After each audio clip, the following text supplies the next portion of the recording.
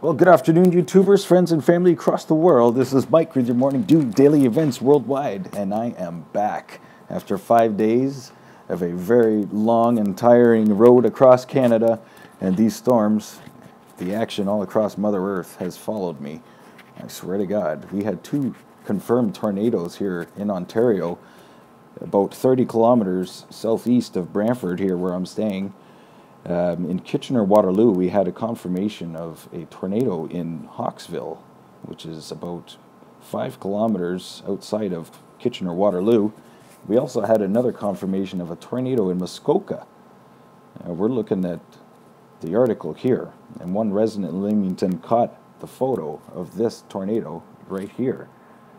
And that is definitely an F1 on the Fujita scale. An F1 tornado that did touch down. So lots of action. As I said recently, our atmosphere is electric with our collapsed magnetosphere and the extra protons and ions and charged atoms that are penetrating our atmosphere and creating more moisture worldwide.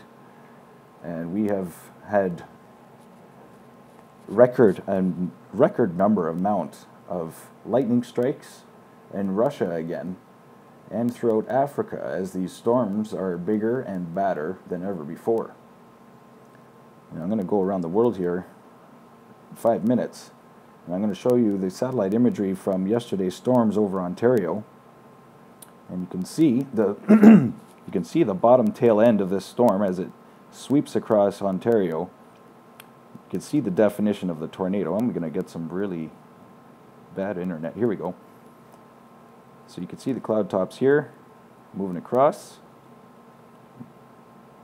glitching out.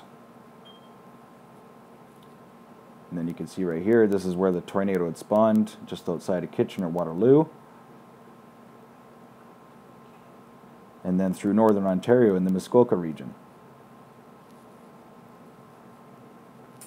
Looking over the west geostationary satellite, over the Pacific Ocean.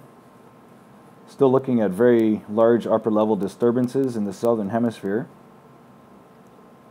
accompanied by very strong and large low pressure systems.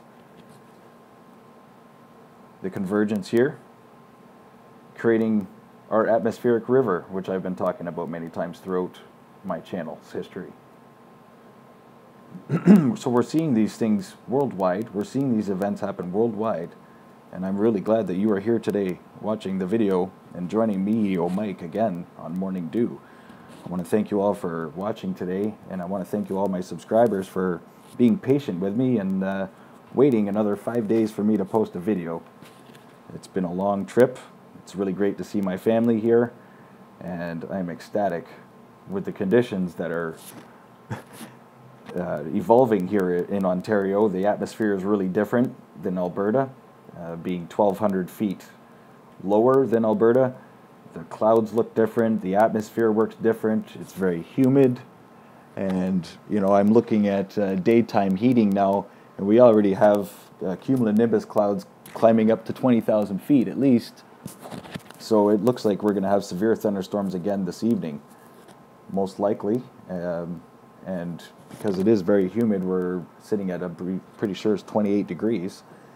Feeling like 30 out there right now. I really don't like the humidity. It was one of the reasons why I left Ontario. But my biggest part of coming back to Ontario is my family, so I will put up with anything for that. That is for sure. So we're going to scoot across here and look over the eastern geostationary satellite. And we're watching the remnants of Tropical Cyclone Franklin, who is no longer.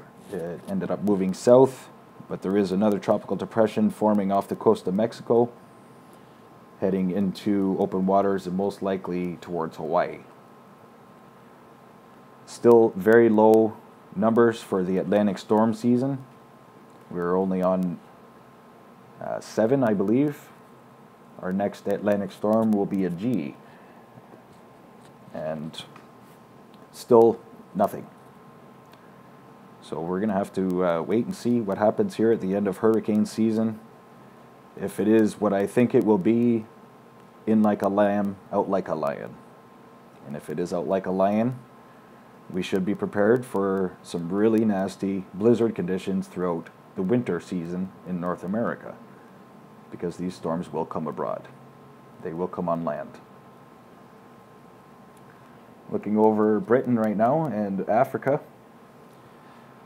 there's a small area of interest to the left here that is forming probably a new Atlantic tropical cyclone. You can see its circulation here. That will be a large storm if it has a chance to form. So that's pretty much the only concern looking over Africa right now. There hasn't been any reports of any new fires developing, but the Congo region is still dealing with probably about a dozen fires that are out of control in the Congo region, and also Angola. I'm looking at the satellite imagery right now over the UK, and there's a very large low pressure system. It looks very vigorous.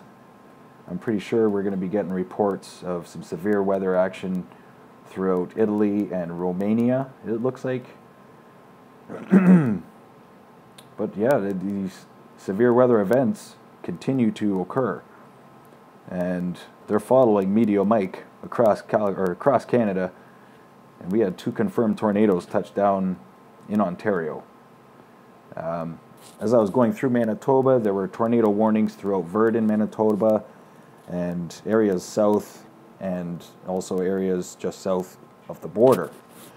In Missouri, Montana, there were tornado warnings as well. But all across, as I traveled across Canada, in every province that I was in, and each day that I was traveling across, there was a tornado warning. And as I got further east and further down in elevation, the air is thick and is very humid in Ontario. It always has been, but it just feels really different, the atmosphere, than a dry Alberta climate, that is for sure. So we'll be looking for reports here, because very high winds. I'm looking at the satellite imagery, and there were some wicked winds heading over Italy, and some severe weather, I'm sure. So I'll be reporting on that, and probably in my next update. We're looking over the West Pacific now. We have a very large, another tropical depression forming. Unfortunately, I don't have all my information. I was not prepared, so I do not know the name of the storm, but it is already a Category 2 heading north towards open water. So this will not be a human threat, but it will be a large storm. So I'll be keeping an eye on that, because that's what I do, keeping an eye on the eye. And there's a very large eye associated with this storm. You can see it here, very large definition. I'm also going to give you a peek here of our solar wind stream, because overnight we had the solar wind stream go from, it was sitting at 573 kilometers per second, and it went up to, our highest number here was 734 kilometers per second. Solar wind stream heading at us. Our density bounced a little bit, photons up and down, but our negative and positive polarities, there was definitely a lot of movement. And also our temperature did raise probably 0.06 overnight as well, worldwide. So we'll be keeping an eye on the reverberation from this solar wind stream as it comes to Earth tomorrow on the 13th and 14th. This will be affecting Earth, and that is 2 days before our total solar eclipse coming up on August 17th. So I hope everybody is out and watching that, because it will be a spectacular sight. And if you guys can get a hold of some welder's glasses or any kind of shielded glass, you can look at it yourself and enjoy the pure beauty of a total solar eclipse.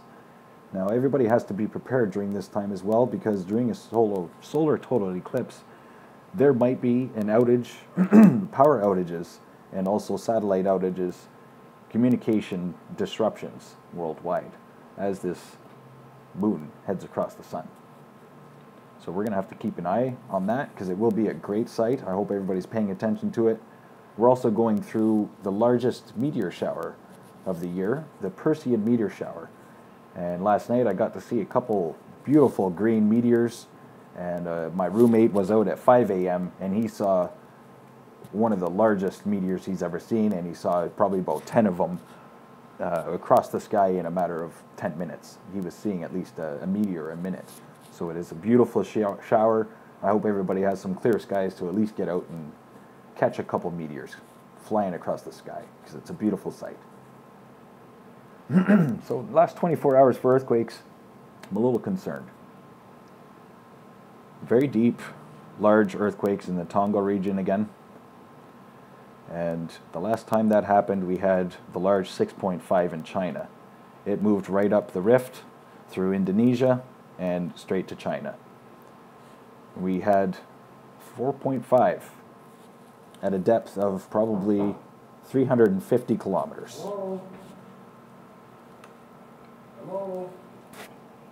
So yes, it's very active, 24 hours for earthquakes. A lot of movement in the Papua New Guinea region and the Philippines. And another one in Japan, a 5.3 and a 4.7. That 4.7 was a very deep earthquake, probably at about 100 kilometers.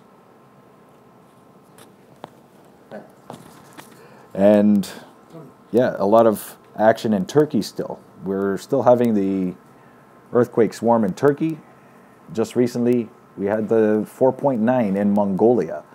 Now, Mongolia, I haven't seen an earthquake there for a very long time, so that is kind of strange to me. The deep earthquakes in Turkey kind of shows that that's where the reverberation went, is it went east to Mongolia and then up through Japan. So this is the last 72 hours for earthquakes, and now the last 7 days. So my oh my, there is a lot of action. Earth is shaking, and we have some major swarms, earthquake swarms, in the Tonga region. The Tonga region is a scary place when we have swarms, very deep earthquakes. We're definitely going to have a larger earthquake in the next 72 hours, most likely in the Philippines or Japan. But when I see the action in Mongolia, it makes me wonder if that's where it'll be. So my guess would be Mongolia. Again, in the next 72 hours, probably a 6.0 or greater. So Mongolia or the China region. So the earthquake swarms, as I said, concerning Yellowstone. We've got over 50 to 60, 3.0 and greater in the Yellowstone area, all around Yellowstone, straight up through Montana, California, Oregon, Alaska, and the Yukon. So yeah, I mean, just look at this. This is a lot of earthquakes for a week, folks. You've seen my videos before, and I've shown you a full week of earthquakes, but I don't think I've ever seen it like this. Mother Earth is really putting a challenge to me and my channel right now. The day after I left Calgary, Alberta, there was the 6.5 in China, and then the 6.3 in Bodrum, Turkey. These are very large earthquakes. I had a friend that was on the bus. I met a friend, and his family was actually from Bodrum, Turkey. He had no clue, you know, and a lot of people have no idea. So I want to thank you again, subscribers, for watching today and sharing my research, sharing this channel, sharing the love. I want to thank you all for watching. It's been a great adventure here across east to Brantford, Ontario, Canada. And I look forward to my next few months here, stay and work, and a lot of time with my family. But of course, Morning Dew is here for you and will be forever. Daily Events Worldwide. I want to thank you for watching today. This is Mike with your Morning Dew. I want you to stay young, have fun, and get your Morning Dew.